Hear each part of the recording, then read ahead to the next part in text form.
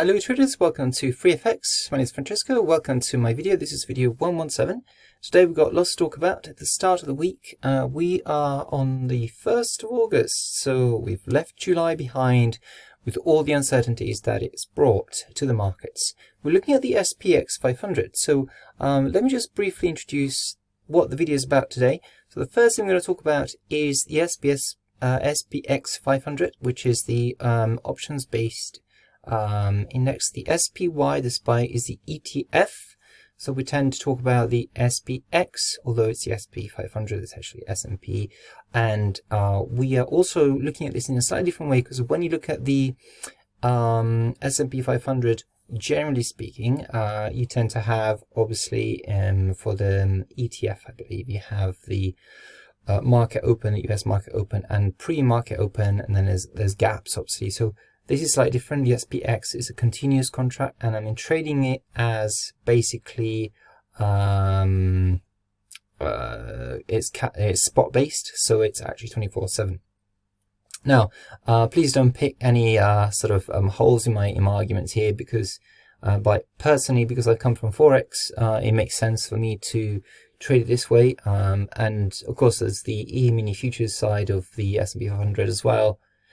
That is also continuous, although that's artificial, because obviously contracts expire, but it's the continuous way. It's kind of artificially joining one contract to the next, so there's like a continuous line or candles. But essentially, either way is better for me, because I'm more used to that kind of 24/7 market. So I tend to look at the charts, European hours, which is where I'm at, then US hours, and then Asian session as well. So currently, what I get is 10 to 11. There's no market kind of activity, so it kind of freezes and then starts again at 11. So I'm just about half an hour into what we call the Asian session, and that's basically what I try to look at, is the three sessions, which is kind of how Forex works.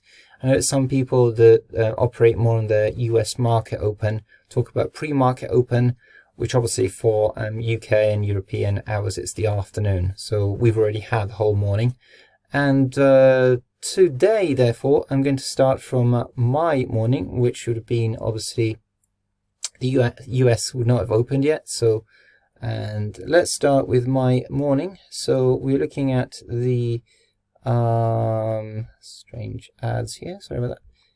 Right, so back to business, and we have let's talk about, when I talk about European hours, we're talking about sort of 7 a.m.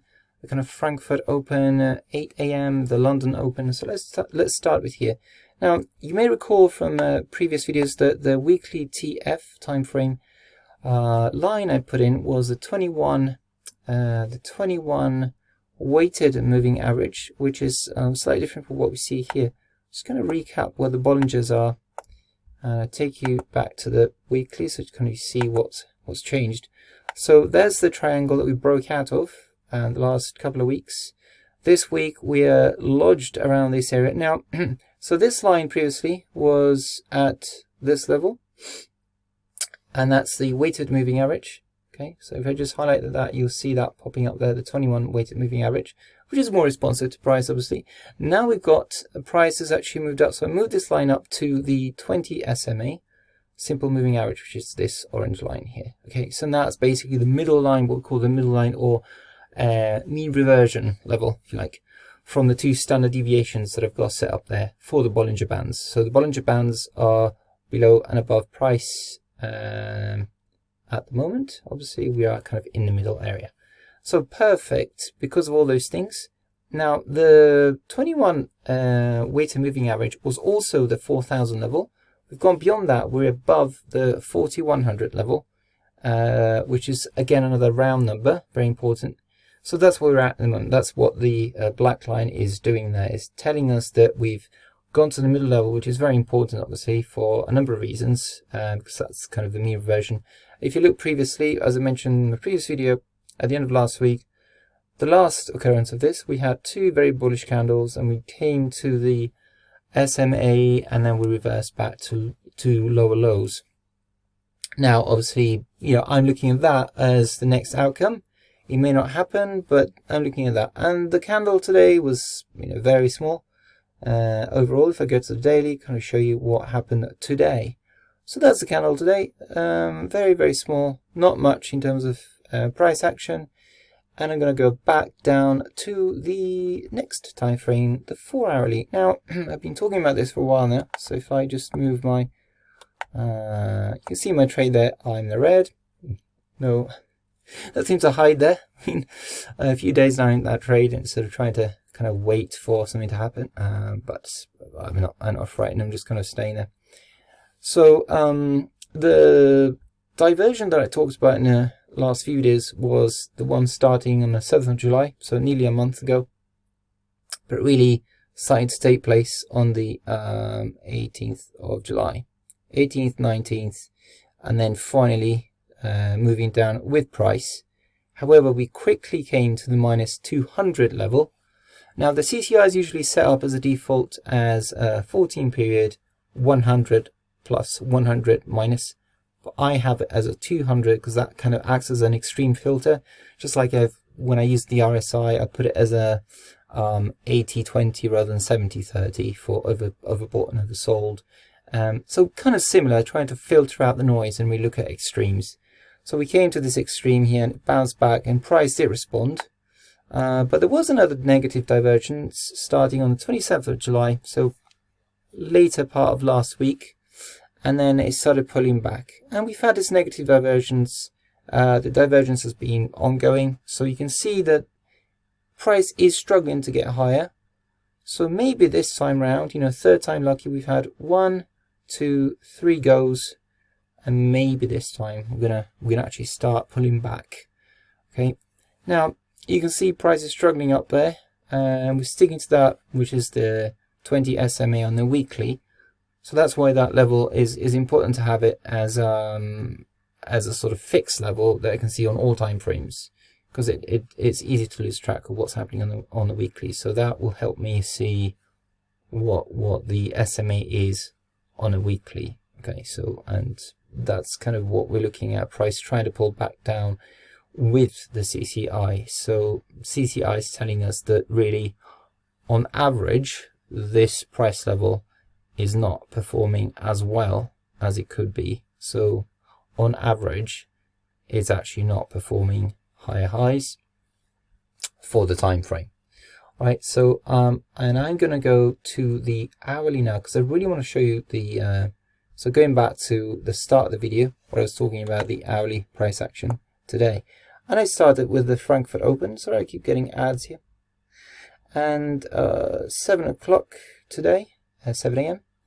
So we started off below this black line level that I've been talking about. Lots of choppiness here. Came to lunchtime, 1 p.m. I started seeing that, got excited about my short, thinking, oh, this is finally then negated and again restated.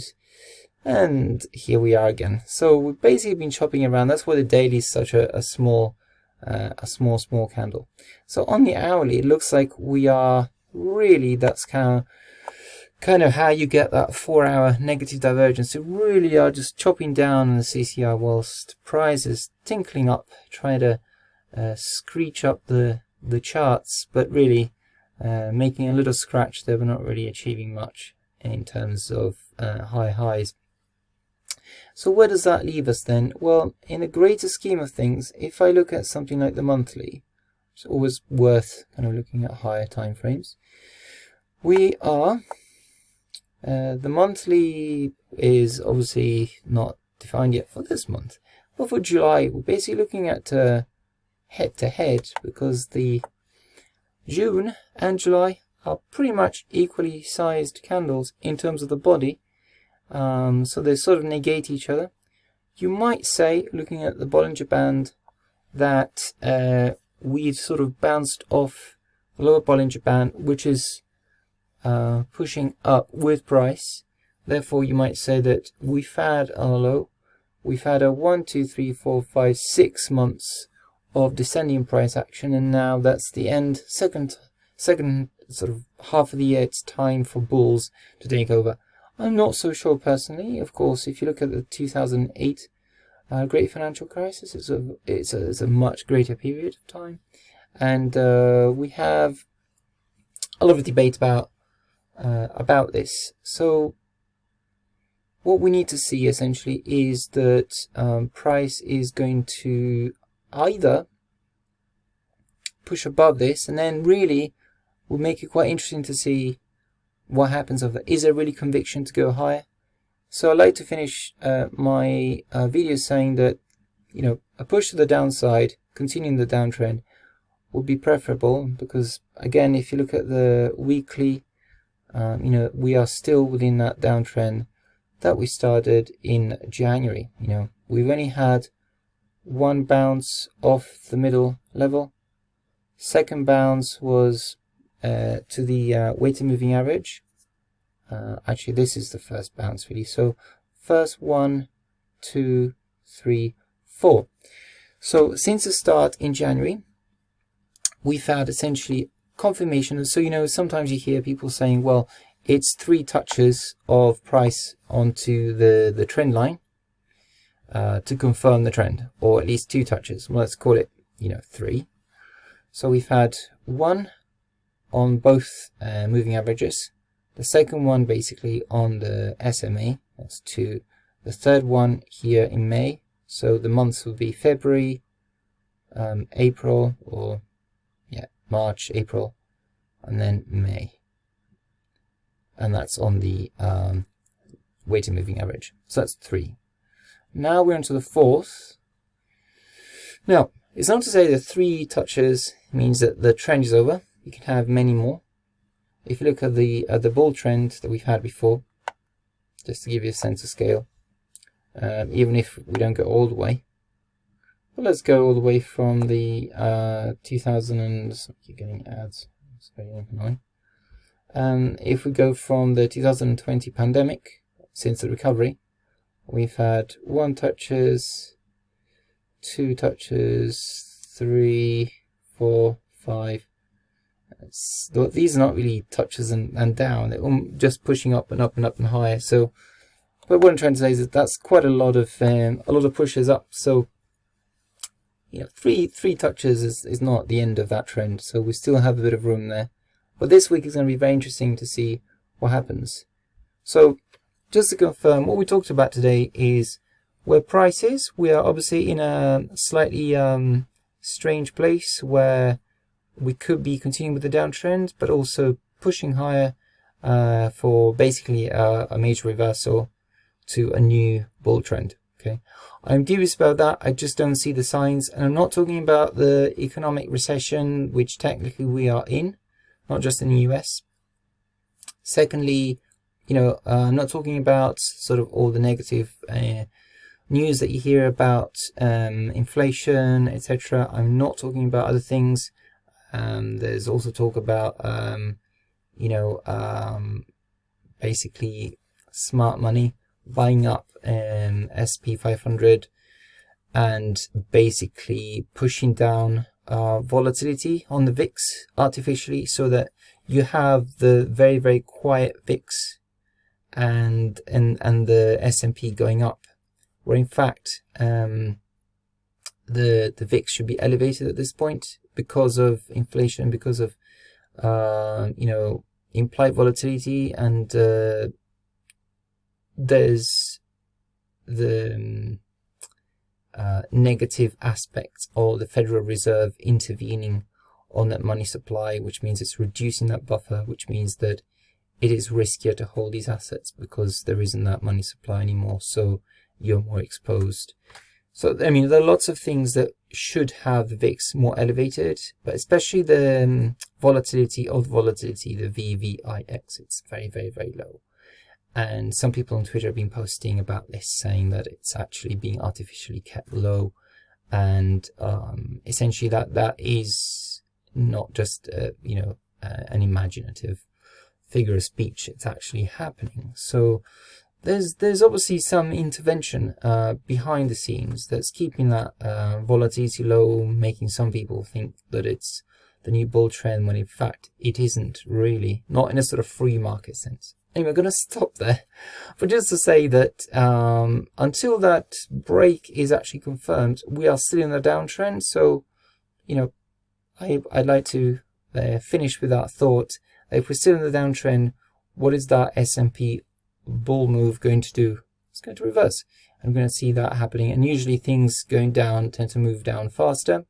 So I'll be prepared.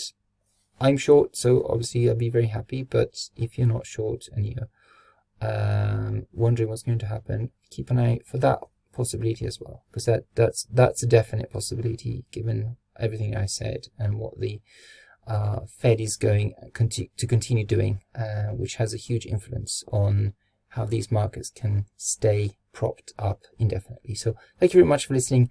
I will do the next video at the end of this week, and as you can see, I'm back on camera because I was on holiday last week. So very happy to be here. If I do an extra video, it might be on Wednesday. If not, I will see you on a Friday to wrap up the week and see if anything has been resolved in terms of the S&P 500. Thanks very much for listening, and please like, comment, share, subscribe to this channel, and I'd be very happy to reply to your comments. Take care and good luck trading out there.